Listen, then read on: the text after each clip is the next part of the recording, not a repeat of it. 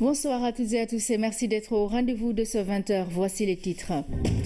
Le marché d'intérêt national et la gare des gros porteurs de Diamniadio seront livrés au plus tard en mars 2018. Annonce du ministre du Commerce. Il sort rassuré de sa visite des chantiers.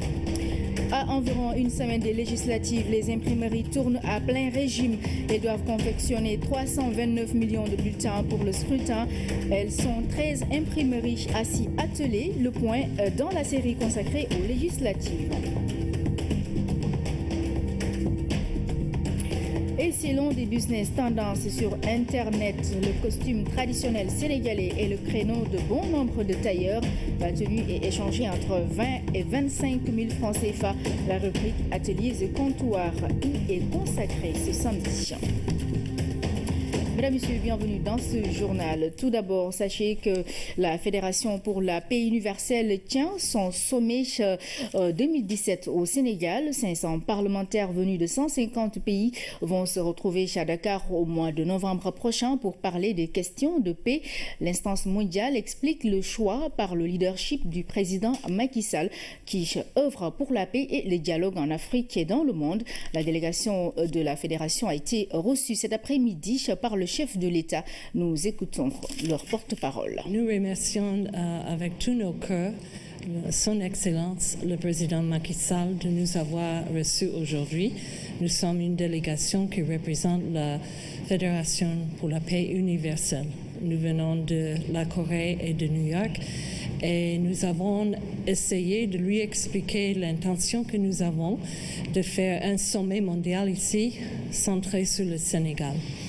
Nous avons choisi le Sénégal grâce au leadership de Son Excellence Macky Sall, qui mène une nation de paix, une nation de dialogue, une nation où on écoute l'un et l'autre, on essaie de former non seulement un Sénégal en paix, une Afrique en paix, mais même influencer le monde pour que le monde puisse avoir la paix. Nous envisageons d'avoir le sommet de 150 pays du monde qui vont venir fin novembre de cette année, les parlementaires, 500 parlementaires qui vont se réunir et discuter sur les problèmes du monde et essayer de dialoguer pour trouver des solutions qui peuvent vraiment augmenter le niveau de paix partout dans le monde entier à partir du Sénégal. Je le disais en titre, le marché d'intérêt national et la gare des gros porteurs de Diamniadio seront livrés au plus tard au mois de mars 2018. Et c'est qu'a annoncé la société turque chargée de la maîtrise d'ouvrage de ce projet. C'était à l'occasion d'une visite de chantier du ministre du Commerce Alioune Sarr. C'est un compte rendu de Alassane Diédhiou. D'une image de maquette, le projet du marché d'intérêt national et la gare des gros porteurs est désormais passé au concret. En visite de chantier, le ministre en charge du commerce a pu constater de visu cette évolution. C'est une visite d'étape du marché d'intérêt national. Et comme vous le savez, c'est la plus grosse infrastructure commerciale jamais construite au Sénégal. C'est un investissement de près de 50 milliards qui dotera notre pays d'un marché d'intérêt national et d'une gare de gros porteurs. C'est un résultat éclatant du gouvernement du Sénégal et du président de la République Macky Sall dans le secteur du commerce. En parcourant l'ensemble des 35 hectares de superficie sur laquelle s'étend ce projet, Alioune Sarr s'est dit rassuré de l'évolution du chantier. Je suis très satisfait de voir comment les choses évoluent. Déjà au mois de février de l'année prochaine, nous pourrons déjà réceptionner la gare des gros porteurs avec une chambre froide de plus de 1200 mètres carrés de chambre froide destinée à nos produits locaux. Donc naturellement, nous sommes dans une très bonne lancée. L'idée, c'est que vraiment d'ici mars-avril 2018, que l'ensemble du marché international et la gare des gros porteurs soient livrés. Ce sentiment d'optimisme du ministre en charge du commerce est largement partagé par les techniciens de la société turque chargée de la maîtrise d'ouvrage. Oui, on est confiant. Inch'Allah, le projet sera terminé bien avant même, je pense, ce délai, Inch'Allah. Au cours de cette visite de chantier, le ministre en charge du commerce était accompagné notamment de l'ambassadeur du Sénégal en Turquie, les représentants du secteur privé sénégalais, la SOGIP et des représentants des départements ministériels impliqués dans ce projet. À titre indicatif, le marché d'intérêt national et la gare des gros-porteurs est un projet intégré version sénégalaise du marché de Rungis en France ou Bursa en Turquie. Il a pour vocation de faire du Sénégal un hub en matière d'exportation des produits agricoles et horticoles vers la sous-région. Et puis le Japon offre un hôpital mobile à l'armée sénégalaise d'une valeur de plus de 500 millions de francs CFA, un don qui vise à renforcer le plateau technique des armées. La cérémonie de réception a eu lieu au camp de Bel-Air en présence de l'ambassadeur du Japon au Sénégal et du ministre des Forces armées Augustin Tine. C'est un compte rendu de Habibou Mbaye. Un hôpital mobile, gracieusement offert par le Japon à l'armée sénégalaise. Le renforcement du plateau technique du service de santé des armées est ainsi assuré. L'acquisition de cet hôpital mobile de haute facture, d'une capacité de 30 lits, doté de modèles de chirurgie, de réanimation, de radiologie, de chirurgie dentaire et de 2 ambulances médicalisées, permettra aux services de santé de mieux faire face à ces différentes missions. La coopération japonaise résolument engagée aux côtés du Sénégal pour relever le niveau de la santé. Et ce don est acquis grâce à l'intervention de Bassirou Gaye, un fils du Sénégal très engagé pour son pays. Nous avons effectivement échangé et ils ont suivi effectivement ce travail du début jusqu'à la fin. Nous sommes arrivés, ils ont donné aussi des consignes à qui de droit.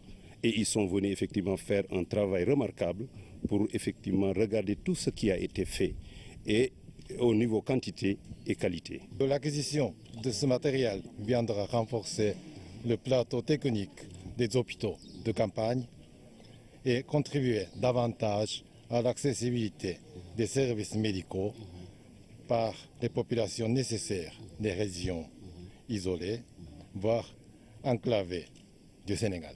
Le ministre des Forces armées, témoin de ce moment hautement symbolique, magnifie le geste. Cet outil de soins mobiles de grande qualité, d'une capacité de 30 lits, avec des modules de chirurgie, d'anesthésie, réanimation, de radiologie, de chirurgie dentaire, pour un coût global de 655 957 000 francs CFA, permettra aux services de santé des armées de mieux faire face au plus près à toutes les situations d'afflux massif de blessés. Excellence, Monsieur l'ambassadeur, j'apprécie à sa juste valeur ce geste de très haute portée et vous prie de bien vouloir accepter au nom des armées et du peuple sénégalais les remerciements de son Excellence, Monsieur le Président de la République du Sénégal. Ainsi, le Japon vient d'écrire une nouvelle page dans sa coopération avec le Sénégal, avec cet hôpital de campagne qui ira loin, soulager non seulement les militaires, mais les populations sénégalaises où qu'elles se trouveront sur le territoire national.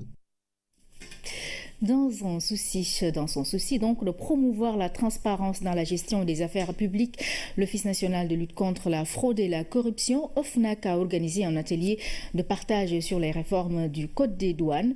Objectif, assurer la bonne gouvernance. Secteur privé, société civile et autres acteurs ont participé à la rencontre. Compte rendu François Sec. Pour s'adapter aux défis et mutations du commerce international, l'administration des douanes s'est dotée d'un nouveau cadre juridique et institutionnel. Le Code des douanes avec des innovations qui s'articulent autour de 3 axes fondamentaux. Apporter une réponse efficace et adaptée à la criminalité liée à l'activité douanière sous toutes ses formes, tout en garantissant le respect des droits et libertés individuelles.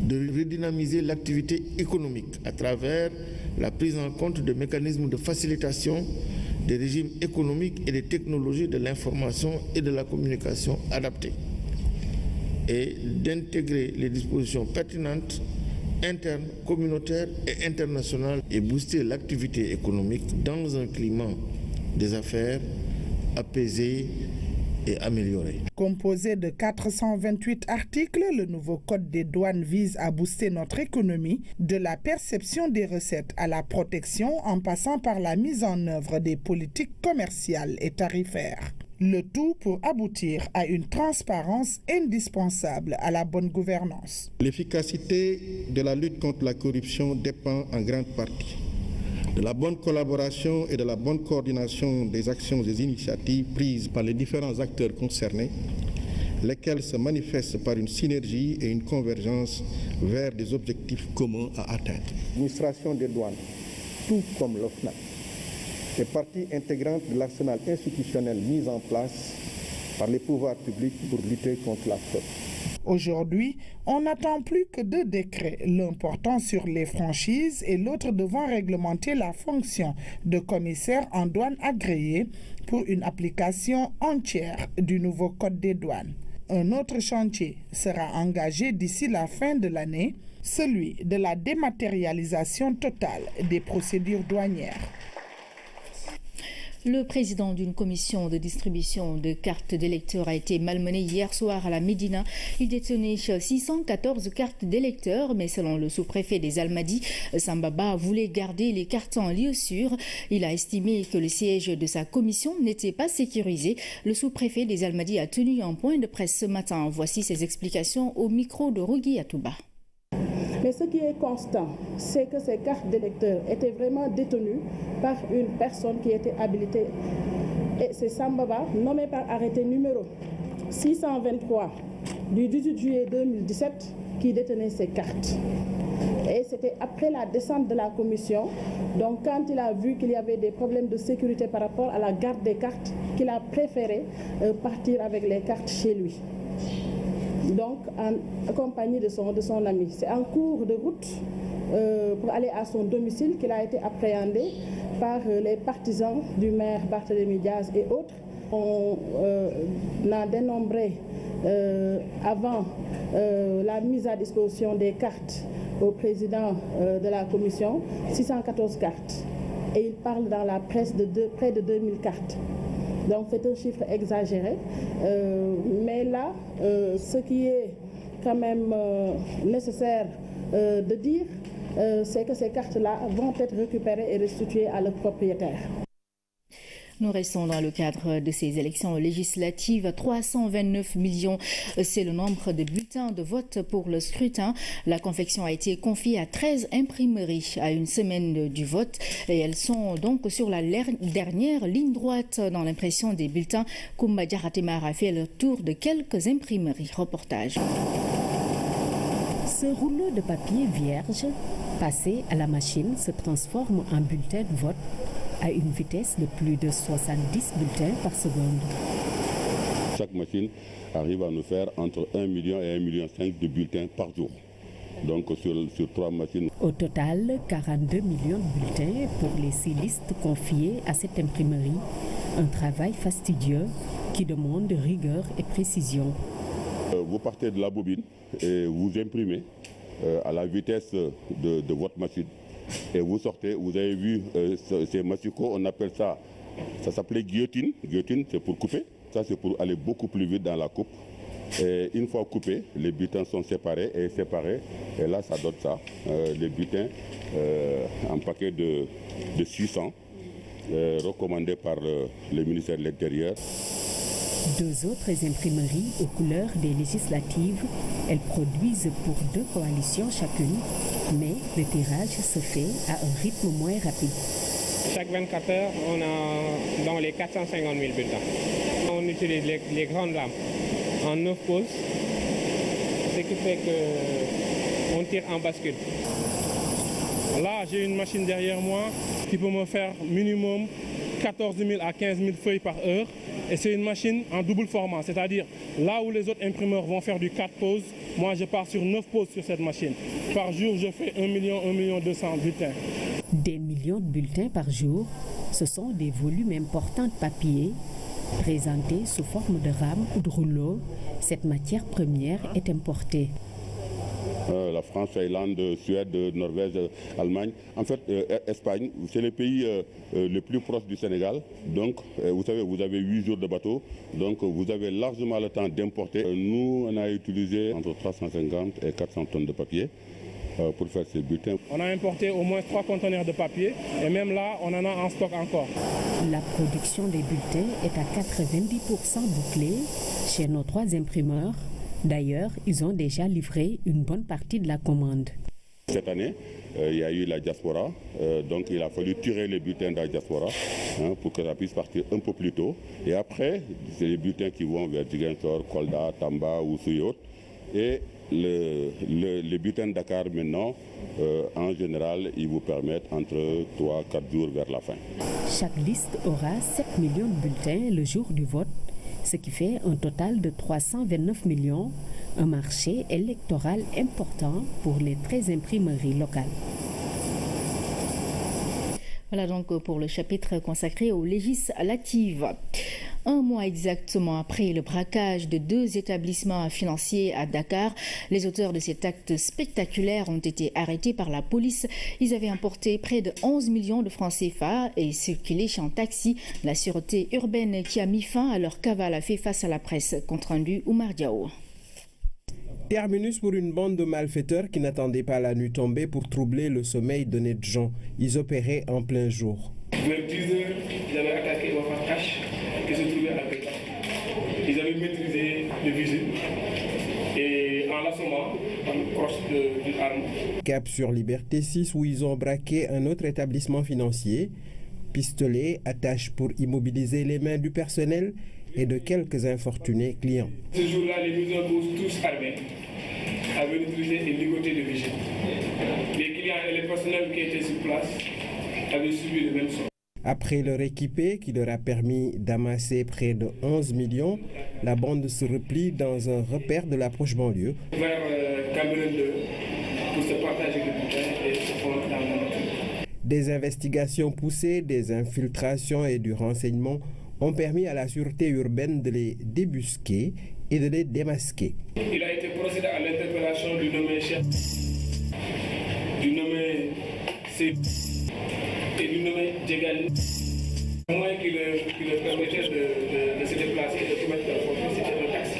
Cet acte téméraire qui s'est joué entre 10h et 11h a de quoi inquiéter même si la police rassure. Il ne faut pas admettre au Sénégal, à l'heure où nous sommes, à l'état où nous sommes, que des gens se permettent en plein jour de braquer des banques, quel que soit le lieu de retranchement, quel que soit le module qui les a poussés, quelle que soit la protection dont ils pensent avoir, la police ira jusqu'au bout, jusqu'au fond. Alors que tous les petits et grands truands se le tiennent pour dit, la sécurité publique les traquera jusqu'au trou le plus improbable pour les faire ensuite mettre dans un autre trou pour longtemps. Nous restons avec les agents de sécurité pour parler de l'installation de la 2e promotion des agents de sécurité de proximité dans la région. Se poursuit donc. À Kolda, c'est un effectif de 150 à être installé. Ils sont appelés à aider les forces de défense et de sécurité dans la lutte contre le trafic de bois, entre autres missions. Les détails avec Hamidou Diop. Plus de 400 ASP sont aujourd'hui dans le dispositif sécuritaire à Kolda. À l'occasion de cette cérémonie d'installation de la 2e promotion, le directeur général a insisté sur le comportement exemplaire qu'ils doivent avoir et les attentes des autorités et populations à leur endroit. Les ASP jouent un rôle important dans la lutte contre la déforestation, la pollution aussi. Aujourd'hui, ils sont partout. Le problème des Jakarta pose problème. Les ASP, ils sont au premier rang. À Kolda, l'appui des ASP permet aux forces de défense de prendre en compte toutes les dimensions de la sécurité. Et nous invitons l'ensemble des acteurs de la sécurité régalienne vraiment d'aider les ASP à être bien formés, les renforcer dans le cadre de la formation et de les utiliser dans le cadre des activités qui ne les exposent pas. L'engagement des jeunes dans ce corps a permis aux jeunes de Kolda de régler beaucoup de problèmes. Ce corps-là, les ASP ont réglé 3 problèmes au niveau de la zone. Le premier problème, c'était le problème de l'immigration clandestine. Nos parents jeunes mouraient au niveau du désert, au niveau des océans. Ensuite, l'autre aspect aussi, c'est l'aspect du chômage. Tout le monde sait que Kolda, on n'a pas d'usine, on n'a pas beaucoup de choses, mais quand même, les jeunes se sont levés et ils ont pris leur destin en main. Ils se sont engagés dans ce corps-là. L'autre aspect, c'est ce que nous connaissons tous, c'est la crise casamançaise. Mais depuis l'avènement de ce corps-là, les ASP, on a senti quand même un changement au niveau de ce conflit. Après Kolda, la délégation s'est rendue à Médina Gounass où l'agence a mis à la disposition de la famille ses ASP pour assurer la sécurité des domiciles et des différentes manifestations organisées par la communauté de Médina Gounass. Et puis l'école d'ingénieurs en informatique EPITA France délocalise ses enseignements à l'école supérieure de commerce de Dakar, Subdeco. Objectif, former un nombre important d'ingénieurs en informatique. La rentrée académique est prévue en septembre 2017. Les journées portes ouvertes de l'école, donc EPITA, ont vu la participation de nombreux bacheliers scientifiques. Tcherno Diallo. Cette poignée de main jette les bases du nouveau partenariat entre le groupe École supérieure de commerce Subdeco et l'école d'ingénieurs en informatique EPITA France. Ce partenariat permet désormais aux jeunes Africains d'obtenir un diplôme d'ingénieur en informatique d'EPITA à Dakar. Cette formation de très haut niveau dans le domaine du numérique, délivrée à Dakar entièrement, va permettre à un parent d'économiser, bien entendu, plus du tiers, ou j'allais dire même du quart d'un budget pour le même enfant qui devait partir en France, vivre, se loger, se nourrir, et dans le froid, pour obtenir un diplôme. Nous allons dispenser à Subdeco Dakar l'intégralité de notre programme. Donc 2 années de classe préparatoire intégrée, dont le programme est essentiellement orienté autour des mathématiques et de l'informatique, mais avec des compléments également en électronique, en physique, en français, en anglais, en sciences humaines. 2 années pour avoir les méthodes, les fondamentaux de cette préparation de l'ingénieur de demain. Et puis 3 années de cours dédiés au numérique. Les journées portes ouvertes Subdeco EPITA ont permis aux nouveaux bacheliers et étudiants de recueillir toutes les informations nécessaires sur les offres de formation d'EPITA. Les informations ont été claires, surtout avec l'illustration et lunettes 3D, avec l'intelligence informatique. Ça m'a vraiment motivé parce que tout ce qui est informatique et technologie, je l'ai toujours voulu. Donc c'est une école vraiment intéressante. Un établissement, je vois des portes, des salles. Et on a mis des affiches EPITA. Il y a une étude du dossier du candidat qui sera faite. On va apporter une certaine importance sur ses notes en maths, en physique-chimie. Mais on va dire que le plus gros point, c'est la motivation. Parce que sans motivation, on n'arrive à rien. Si l'étudiant est motivé, il n'y a pas de raison pour qu'on ne le prenne pas. Après Paris, Lyon, Rennes, Strasbourg et Toulouse, EPITA France s'installe à Dakar avec seule ambition, former l'élite, les futurs cadres ingénieurs du continent. Je le disais en titre, c'est le nouveau créneau des tailleurs sénégalais. Ils en produisent et en vendent. Le costume traditionnel est à la mode. La tenue coûte sur le marché entre 20 et 25 000 francs CFA. La filière est si porteuse que les jeunes entrepreneurs l'ont investi et en ont fait un business sur Internet. C'est le sujet de la rubrique Ateliers et comptoirs signé Issa Thiorogei. C'est une couture et un business. Un catalogue à lui seul, le tradi costume est un mélange de modernité et de traditionnel, explique Lamine, un maître tailleur qui ne coupe et coud qu'à la taille. Beaucoup de Sénégalais aiment ça. Franchement, ils aiment surtout la coupe manche-veste. Ils aiment beaucoup ça. Bon. En plus, c'est un manche bon, qui te met à l'aise, quoi. Quand tu portes, c'est pas trop large. Bon, c'est à la taille, quoi. Autant c'est à la taille dans le catalogue de Lamine, autant c'est aussi de l'art sur le fil. Un style, une originalité, selon Massal. J'ai mes propres modèles et il est difficile de les copier. Cela fait 6 mois qu'il s'est reconverti dans la couture des tradis costumes. Chaque jour, Massal en produit 5. La tenue coûte entre 20 et 25 000 francs CFA. Ses clients sont des Sénégalais mais aussi des Ivoiriens à qui il livre très souvent en grosse quantité pour des recettes estimées au bas mot à 300 000 francs CFA. On peut avoir entre 600 000 et 1 million avec la vente. Le business des tradis costumes a totalement transformé la filière de la couture sénégalaise. Beaucoup de tailleurs ont choisi de ne faire désormais que ça. C'est le cas de Samba, qui a 35 ans de métier. Le tradi costume, c'est un bon business. Je gagne bien ma vie. Dieu merci. C'est parce que le business des traducostumes marche fort que beaucoup de jeunes Sénégalais ont investi désormais la filière. Omar est entrepreneur. Après son master n'ayant pas eu d'emploi, il s'est reconverti dans la vente de traducostumes dans les réseaux sociaux. J'ai commencé avec 5 000 francs à l'époque. Avec 5 000 francs, j'ai acheté un tissu. Je suis parti chez le tailleur, il m'a fait une chemise. Après, je l'ai revendue. J'ai porté la chemise. Après, bon, j'ai eu pas mal de personnes qui sont intéressées. Ils m'ont dit que ta chemise est jolie, ta chemise est jolie. Après, j'ai vendu ça à une personne.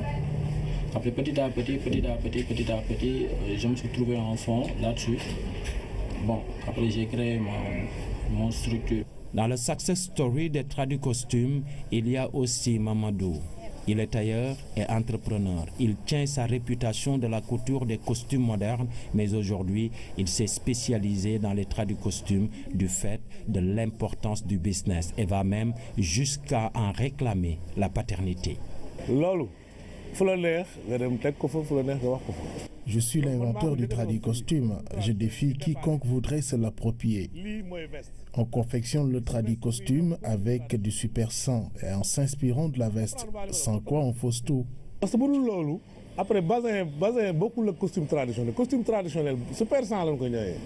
Peut-être que c'est lui, peut-être que c'est un autre tailleur qui se terre tranquillement dans un petit atelier sénégalais avec son originalité. Et si c'était le cas du second, il va falloir le retrouver, l'extirper de son coin et l'accompagner sur les marchés porteurs pour profiter pleinement du business de l'authenticité. Car, comme dit le service artisanat de la CEPEX, chargé de positionner les produits locaux sur le marché international, en plus de la qualité, l'originalité fait la différence. C'est ce qu'on appelle donc la norme d'origine.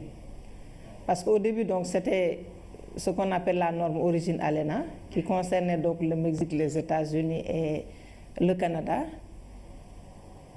mais qui a été étendue donc à d'autres pays, surtout des pays africains, qui bénéficient donc de ces systèmes de préférence et qui doivent pour autant respecter ces normes-là pour pouvoir pénétrer ces marchés.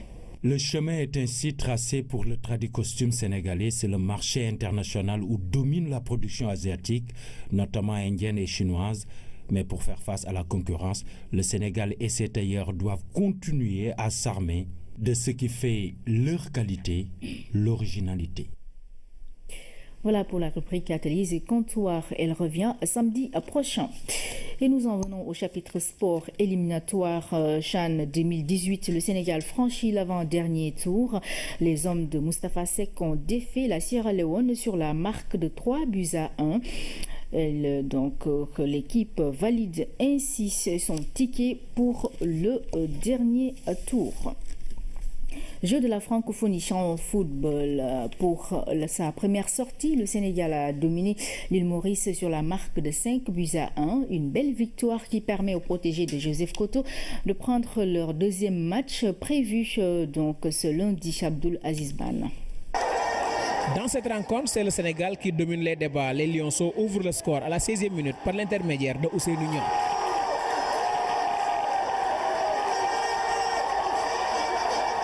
1-0, c'est le score à la pause. En début de seconde période, les Lionceaux reviennent à la charge. Ils obtiennent un penalty suite à une faute de main. Ousmane Ba exécute la sentence. 2-0 pour le Sénégal. Et puis 3-0 à la 51e minute grâce à Moussa Khalilou Djité. L'île Maurice obtient un penalty et réduit la marque à la 53e minute. 64e minute, Ousseynou Niang, l'un des meilleurs Sénégalais sur la pelouse, dans un raid solitaire, inscrit le 4e but du Sénégal, son doublé de la soirée. C'est à la 72e minute que le Sénégal marque son 5e et dernier but. À la baguette, le nouvel entrant Mohamed Diop, une frappe limpide qui ne laisse aucune chance au portier mauricien. Le Sénégal gagne le match par 5-1. C'est ça qu'on rêvait pour gagner notre premier match, pour être premier dans notre poule. C'est ça. Le coach a dit on assure notre premier match. Après les autres matchs, on gère. On veut continuer comme ça pour être meilleur joueur dans ce tournoi. C'est ça qu'on rêve. Le premier match, c'est un match psychologique. C'est un match qu'il ne faut pas perdre. Donc si on veut avoir toujours notre destin en main, il faut qu'on gère toujours le premier match. Surtout que là, on a une poule de 3. Donc c'est très compliqué. Il faut jouer match par match. Je pense que le premier match est terminé. Maintenant, on va se concentrer carrément sur le deuxième match. Dans cette poule, composée de 3 équipes, le Sénégal est bien parti. Mais il lui faudra un bon résultat contre le Maroc ce lundi pour se qualifier. Voilà donc les protégés de Joseph Koto qui prennent la tête de leur poule avant leur deuxième match prévu ce lundi. Sport toujours, le ministre de tutelle est à Abidjan pour l'ouverture des 8e Jeux de la francophonie. Matar Ba en a profité pour rendre visite à la délégation sénégalaise pour voir les conditions dans lesquelles les Sénégalais sont logés au village des Jeux. Il a tenu également à demander aux compétiteurs de représenter dignement le Sénégal. Nous retrouvons notre envoyé spécial Abdoulaziz Ban. Cette visite du ministre des Sports et de sa délégation au pavillon Sénégal a permis de s'enquérir des conditions d'hébergement de la délégation basée au village des Jeux. Me féliciter des bonnes conditions d'hébergement de notre délégation. Et nous avons trouvé un site bien fait pour pouvoir accueillir toutes les délégations. Et il y a une bonne ambiance. On a trouvé une mission avancée qui a déjà déblayé le terrain. Cette visite est symbolique à un double titre. Il s'agit d'abord de remobiliser les troupes, mais également de rappeler les objectifs assignés à la délégation. Fixer à chaque fois le drapeau avant de sortir de ce pavillon. Quand ils sont sur la piste, à chaque fois qu'ils sont fatigués, de penser au sacrifice que le chef de l'État fait, au sacrifice du peuple. Je pense que nous sommes dans une rencontre internationale, fraternelle de la francophonie, mais nous voulons aussi ramener au pays le maximum d'honorabilité. Nous sommes là pour demander à tout le monde d'être dans le système qui est mis en place pour sécuriser notre délégation, le système qui leur permet d'aller participer dignement à ces manifestations. De leur côté, les membres de la délégation ont promis de représenter dignement le Sénégal en hissant très haut le drapeau national. Retour sur la cérémonie d'ouverture des 8e Jeux de la francophonie hier donc à Abidjan. Plus d'une 50aine d'États et de gouvernements ont été représentés au stade Félix Houphouët-Boigny. La cérémonie d'ouverture a été riche en couleurs, nous dit Chapap Madi Diop. Je déclare ouvert les 8e Jeux de la francophonie. Et c'est parti, comme ce lâcher de ballon symbolisant les 84 États et gouvernements membres de l'Organisation internationale de la francophonie qui ont défilé à cette occasion. Parmi les pays ayant déplacé une forte délégation, le Sénégal avec 170 représentants. Le pays organisateur, la Côte d'Ivoire, 400 athlètes. Le choix d'Abidjan n'est donc pas fortuit. Il y a de l'énergie ici pour les 8e Jeux de la francophonie en Côte d'Ivoire, terre de tant de beauté, en Afrique, berceau de l'humanité, continent de toutes nos origines.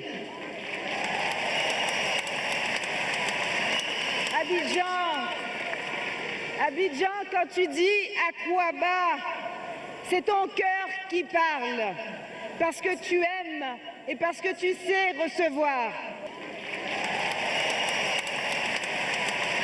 Évoquer ou montrer l'image de Félix Houphouët-Boigny dans ce stade soutiendrait cette logique de rappeler les fondateurs de la francophonie, entre autres le Nigérian Amani Diori, le Tunisien Habib Bourguiba, Nordin Sihanoun du Cambodge et Léopold Sédar Senghor du Sénégal, dont les fils et filles continuent de perpétuer l'œuvre culturelle. De rêver d'aller là-bas, tu verras que la beauté a le goût de l'éternité, le parfum de l'immensité, la force et la fierté de ce que l'on aperçoit des gens toisinants.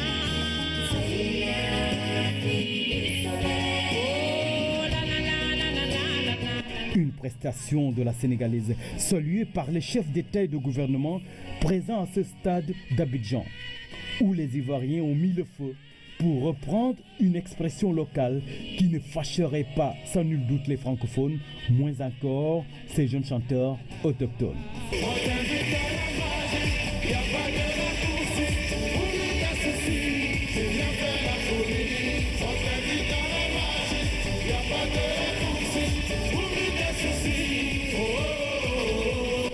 8e Jeux de la francophonie vont se dérouler dans la diversité, dans la solidarité, mais surtout dans un brassage culturel qui risquerait de triompher sur les compétitions sportives.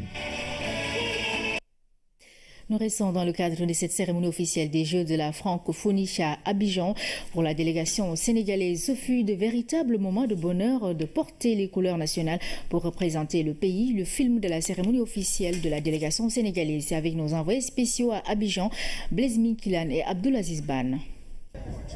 C'est une ambiance bon enfant qui a régné au village des Jeux. Les représentants du Sénégal se sont fait beau pour la cérémonie officielle de ces 8e Jeux de la francophonie. La délégation sénégalaise a rallié le stade Félix Houphouët-Boigny. Sur place, c'est un véritable parcours du combattant pour rejoindre l'enceinte du stade. Et à l'annonce de l'arrivée de la délégation sénégalaise, le stade retentit. Ici, il s'agit d'un beau spectacle proposé aux délégations. C'est vraiment beau. Je ne croyais pas qu'un pays africain pouvait réussir ça. J'étais à Nice, mais je pense qu'Abidjan aussi 2017 a été très joli. C'est magnifique. Bon, j'ai eu la chance de participer à la cérémonie d'ouverture de Rio 2016. Donc j'ai vu vraiment une cérémonie d'ouverture haut de gamme. Mais celle-là aussi, je crois qu'elle fait vraiment la couleur africaine. Sur le port vestimentaire des Sénégalais, ils sont tous unanimes. C'est du bazin riche. Wow. Jesner, voilà. Et c'est la tenue que tout le monde porte pour défiler pour notre pays, le Sénégal. On a de belles tenues, vraiment. On a de très belles, oui, on adore. On se sent très belle dedans et voilà. Après le défilé, le spectacle s'est poursuivi avec de belles prestations à la hauteur de l'événement. Voilà donc tous les temps forts des Jeux de la francophonie à suivre sur la RTS1. Et puis le Young African Leader Initiative en partenariat avec le CESAC a organisé ce samedi une rando fitness, occasion pour les organisateurs de promouvoir quelques valeurs comme la citoyenneté, le civisme, le respect de l'environnement et le sens du partage. Pape Kolingom était de la partie. Étirement, réveil musculaire, quelques exercices physiques. Ensuite, le coup d'envoi est donné. Parc forestier de Anne, Maris, parc forestier de Anne, c'est le circuit emprunté par ces centaines de randonneurs. Jeunes et moins jeunes, garçons et filles, tous unis pour concrétiser une idée de l'ancien président américain Barack Obama. C'est un projet qui a été initié par l'ex-président américain, le président Barack Obama. Donc aujourd'hui, nous sommes ici au niveau du parc de Anne. C'est un peu pour, comme je vous l'expliquais tout à l'heure, dans le cadre de nos activités, des actions que le YALI fait pour l'Afrique. Je pense que la protection de l'environnement, la sauvegarde des animaux, etc. est un des piliers du développement de ce nouveau millénaire-là. Cette rando fitness organisée par Young African Leader Initiative et le CESAC est un concept nouveau. Il s'agit d'apporter à la randonnée pédestre une touche nouvelle dans sa démarche. Aujourd'hui, nous sommes en partenariat avec le parc de Anne, avec les coachs, Ngom et son équipe, pour un peu accompagner le parc. Comme je le disais tout à l'heure, c'est un partenariat qui commence, mais que nous espérons pérenniser dans les années à venir. Nous avons fait un petit don symbolique pour les animaux. Nous avons également fait un don au parc, donc pour un peu les appuyer. Depuis quelques années maintenant, le parc de Anne est devenu le cadre d'expérimentation et de promotion de la rando fitness, un partenariat bien apprécié. Le parc est ouvert à tout le public sénégalais et particulièrement aussi aux sportifs. Et invite vous a été faite surtout de ramasser effectivement. C'est juste un acte citoyen.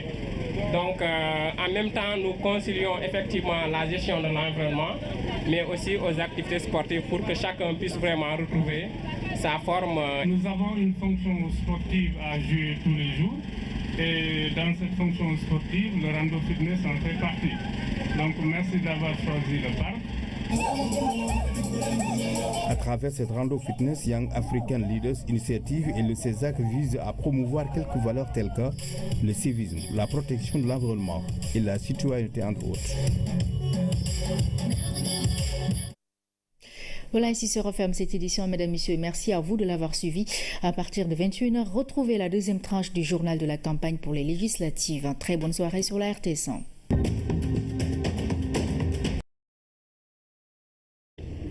qui dotera notre pays d'un marché international et d'une gare de gros porteurs. C'est un résultat éclatant du gouvernement du Sénégal et du président de la République Macky Sall dans le secteur du commerce. En parcourant l'ensemble des 35 hectares de superficie sur laquelle s'étend ce projet, Alioune Sarr s'est dit rassuré de l'évolution du chantier. Je suis très satisfait de voir comment les choses évoluent. Déjà au mois de février de l'année prochaine, nous pourrons déjà réceptionner la gare des gros porteurs avec une chambre froide de plus de 1200 mètres carrés de chambre froide destinée à nos produits locaux. Donc naturellement, nous sommes dans une très bonne lancée. L'idée, c'est que vraiment d'ici mars-avril 2018, que l'ensemble du marché international et la gare des gros porteurs soient livrés. Ce sentiment d'optimisme du ministre en charge du commerce est largement partagé par les techniciens de la société turque chargée de la maîtrise d'ouvrage. Oui, on est confiant. Inch'Allah, le projet sera terminé bien avant même, je pense, ce délai, Inch'Allah. Au cours de cette visite de chantier, le ministre en charge du commerce était accompagné notamment de l'ambassadeur du Sénégal en Turquie, les représentants du secteur privé sénégalais, la SOGIP et des représentants des départements ministériels impliqués dans ce projet. À titre indicatif, le marché d'intérêt national et la gare des gros-porteurs est un projet intégré version sénégalaise du marché de Rungis en France ou Bursa en Turquie. Il a pour vocation de faire du Sénégal un hub en matière d'exportation des produits agricoles et horticoles vers la sous-région. Et puis le Japon offre un hôpital mobile à l'armée sénégalaise d'une valeur de plus de 500 millions de francs CFA, un don qui vise à renforcer le plateau technique des armées. La cérémonie de réception a eu lieu au camp de Bel-Air en présence de l'ambassadeur du Japon au Sénégal et du ministre des Forces armées Augustin Tine. C'est un compte rendu de Habibou Mbaye. Un hôpital mobile, gracieusement offert par le Japon à l'armée sénégalaise. Le renforcement du plateau technique du service de santé des armées est ainsi assuré. L'acquisition de cet hôpital mobile de haute facture, d'une capacité de 30 lits, doté de modèles de chirurgie, de réanimation, de radiologie, de chirurgie dentaire et de 2 ambulances médicalisées, permettra aux services de santé de mieux faire face à ces différentes missions.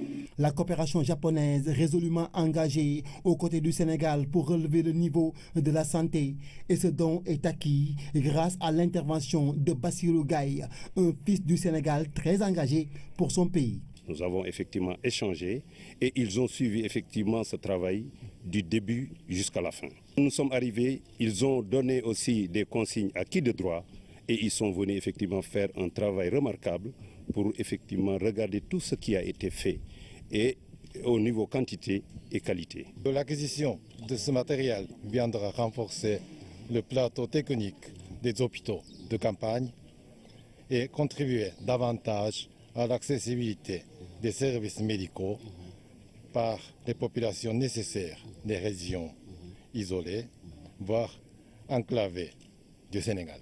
Le ministre des Forces armées, témoin de ce moment hautement symbolique, magnifie le geste. Cet outil de soins mobiles de grande qualité, d'une capacité de 30 lits, avec des modules de chirurgie, d'anesthésie, réanimation, de radiologie, de chirurgie dentaire, pour un coût global de 655 957 000 francs CFA, permettra aux services de santé des armées de mieux faire face au plus près. Voilà donc pour le chapitre consacré aux législatives.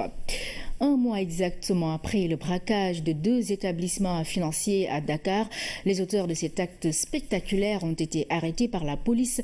Ils avaient emporté près de 11 millions de francs CFA et circulé en taxi. La sûreté urbaine qui a mis fin à leur cavale a fait face à la presse. Compte rendu Oumar Diao.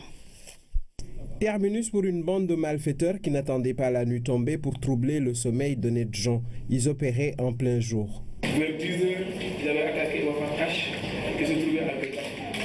Ils avaient maîtrisé le vigile et en l'assommant, en crosse d'une arme. Cap sur Liberté 6 où ils ont braqué un autre établissement financier. Pistolet, attache pour immobiliser les mains du personnel et de quelques infortunés clients. Ce jour-là, les mises en cause, tous armés, avaient utilisé et ligoté le vigile. Les clients et les personnels qui étaient sur place avaient subi le même sort. Après leur équipé qui leur a permis d'amasser près de 11 millions, la bande se replie dans un repère de l'approche banlieue. Vers Cameroun 2 pour se partager le butin et se fondre dans le monde. Des investigations poussées, des infiltrations et du renseignement ont permis à la sûreté urbaine de les débusquer et de les démasquer. Il a été procédé à l'interpellation du nommé chef, du nommé C et du nommé Djegali. Au moins qui leur permettait de se déplacer et de se mettre dans le c'était le taxi. Cet acte téméraire qui s'est joué entre 10h et 11h a de quoi inquiéter même si la police rassure. Il ne faut pas admettre au Sénégal, à l'heure où nous sommes, à l'état où nous sommes, que des gens se permettent en plein jour de braquer des banques, quel que soit leur lieu de retranchement, quel que soit le module qui les a poussés, quelle que soit la protection dont ils pensent avoir, la police ira jusqu'au bout, jusqu'au fond. Alors que tous les petits et grands truands se le tiennent pour dit, la sécurité publique les traquera jusqu'au trou le plus improbable pour les faire ensuite mettre dans un autre trou pour longtemps. Nous restons avec les agents de sécurité pour parler de l'installation de la deuxième promotion des agents de sécurité de proximité dans la région. Se poursuit donc. À Kolda, c'est un effectif de 150 à être installé. Ils sont appelés à aider les forces de défense et de sécurité dans la lutte contre le trafic de bois, entre autres missions. Les détails avec Hamidou Diop. Plus de 400 ASP sont aujourd'hui dans le dispositif sécuritaire à Kolda. À l'occasion de cette cérémonie d'installation de la deuxième promotion, le directeur général a insisté sur le comportement exemplaire qu'ils doivent avoir et les attentes des autorités et populations à leur endroit. Les ASP jouent un rôle important dans la lutte contre la déforestation, la pollution aussi. Aujourd'hui, ils sont partout. Le problème des Jakarta pose problème. Les ASP, ils sont au premier rang. À Kolda, l'appui des ASP permet aux forces de défense de prendre en compte toutes les dimensions de la sécurité. Et nous invitons l'ensemble des acteurs de la sécurité régalienne vraiment d'aider les ASP à être bien formés, les renforcer dans le cadre de la formation et de les utiliser dans le cadre des activités qui ne les exposent pas. L'engagement des jeunes dans ce corps a permis aux jeunes de Kolda de régler beaucoup de problèmes. Ce corps-là, les ASP ont réglé 3 problèmes au niveau de la zone. Le premier problème, c'était le problème de l'immigration clandestine. Nos parents jeunes mouraient au niveau du désert, au niveau des océans.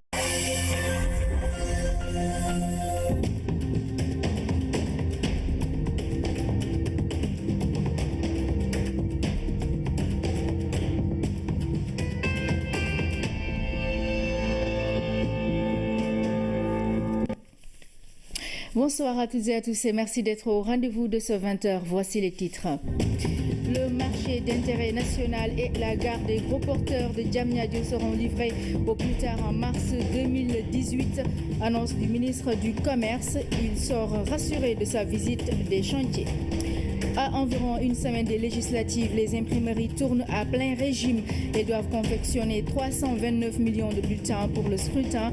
Elles sont 13 imprimeries à s'y atteler, le point dans la série consacrée aux législatives. Et selon des business tendances sur Internet, le costume traditionnel sénégalais est le créneau de bon nombre de tailleurs. La tenue est échangée entre 20 et 25 000 francs CFA. La rubrique Ateliers et comptoirs y est consacrée ce samedi. Mesdames, Messieurs, bienvenue dans ce journal. Tout d'abord, sachez que la Fédération pour la paix universelle tient son sommet 2017 au Sénégal. 500 parlementaires venus de 150 pays vont se retrouver à Dakar au mois de novembre prochain pour parler des questions de paix. L'instance mondiale explique le choix par le leadership du président Macky Sall qui œuvre pour la paix et le dialogue en Afrique et dans le monde. La délégation de la Fédération a été reçue cet après-midi par le chef de l'État. Nous écoutons leur porte-parole. Nous remercions avec tous nos cœurs Son Excellence, le président Macky Sall, de nous avoir reçus aujourd'hui. Nous sommes une délégation qui représente la Fédération pour la paix universelle. Nous venons de la Corée et de New York Et nous avons essayé de lui expliquer l'intention que nous avons de faire un sommet mondial ici, centré sur le Sénégal. Nous avons choisi le Sénégal grâce au leadership de son Excellence Macky Sall, qui mène une nation de paix, une nation de dialogue, une nation où on écoute l'un et l'autre, on essaie de former non seulement un Sénégal en paix, une Afrique en paix, mais même influencer le monde pour que le monde puisse avoir la paix. Nous envisageons d'avoir le sommet de 150 pays du monde qui vont venir fin novembre de cette année, les parlementaires, 500 parlementaires qui vont se réunir et discuter sur les problèmes du monde et essayer de dialoguer pour trouver des solutions qui peuvent vraiment augmenter le niveau de paix partout dans le monde entier à partir du Sénégal. Je le disais en titre, le marché d'intérêt national et la gare des gros porteurs de Diamniadio seront livrés au plus tard au mois de mars 2018. Et c'est qu'a annoncé la société turque chargée de la maîtrise d'ouvrage de ce projet. C'était à l'occasion d'une visite de chantier du ministre du Commerce Alioune Sarr. C'est un compte rendu de Alassane Diédhiou. D'une image de maquette, le projet du marché d'intérêt national et la gare des gros porteurs est désormais passé au concret. En visite de chantier, le ministre en charge du commerce a pu constater de visu cette évolution. C'est une visite d'étape du marché d'intérêt national. Et comme vous le savez, c'est la plus grosse infrastructure commerciale jamais construite au Sénégal. C'est un investissement de près de 50 milliards. À toutes les situations d'afflux massif de blessés. Excellence, Monsieur l'ambassadeur, j'apprécie à sa juste valeur ce geste de très haute portée et vous prie de bien vouloir accepter au nom des armes et du peuple sénégalais les remerciements de son Excellence, Monsieur le Président de la République du Sénégal.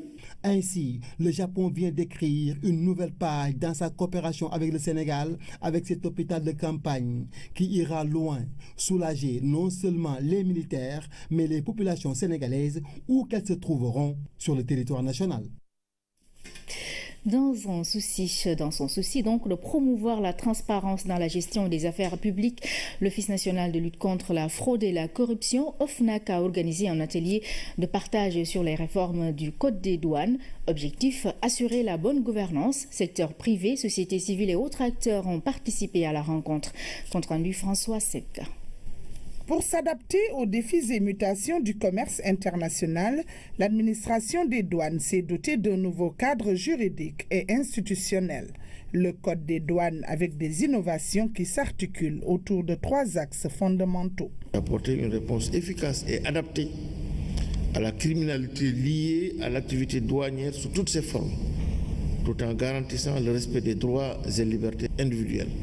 De redynamiser l'activité économique à travers la prise en compte de mécanismes de facilitation des régimes économiques et des technologies de l'information et de la communication adaptées, et d'intégrer les dispositions pertinentes internes, communautaires et internationales et booster l'activité économique dans un climat des affaires apaisé et amélioré. Composé de 428 articles, le nouveau Code des douanes vise à booster notre économie, de la perception des recettes à la protection en passant par la mise en œuvre des politiques commerciales et tarifaires. Le tout pour aboutir à une transparence indispensable à la bonne gouvernance. L'efficacité de la lutte contre la corruption dépend en grande partie de la bonne collaboration et de la bonne coordination des actions et des initiatives prises par les différents acteurs concernés, lesquels se manifestent par une synergie et une convergence vers des objectifs communs à atteindre. L'administration des douanes, tout comme l'OFNAC, est partie intégrante de l'arsenal institutionnel mis en place par les pouvoirs publics pour lutter contre la fraude. Aujourd'hui, on n'attend plus que 2 décrets, l'un portant sur les franchises et l'autre devant réglementer la fonction de commissaire en douane agréé pour une application entière du nouveau Code des douanes. Un autre chantier sera engagé d'ici la fin de l'année, celui de la dématérialisation totale des procédures douanières. Le président d'une commission de distribution de cartes d'électeurs a été malmené hier soir à la Médina. Il détenait 614 cartes d'électeurs, mais selon le sous-préfet des Almadies, Sambaba voulait garder les cartes en lieu sûr. Il a estimé que le siège de sa commission n'était pas sécurisé. Le sous-préfet des Almadies a tenu un point de presse ce matin. Voici ses explications au micro de Rougui Atouba.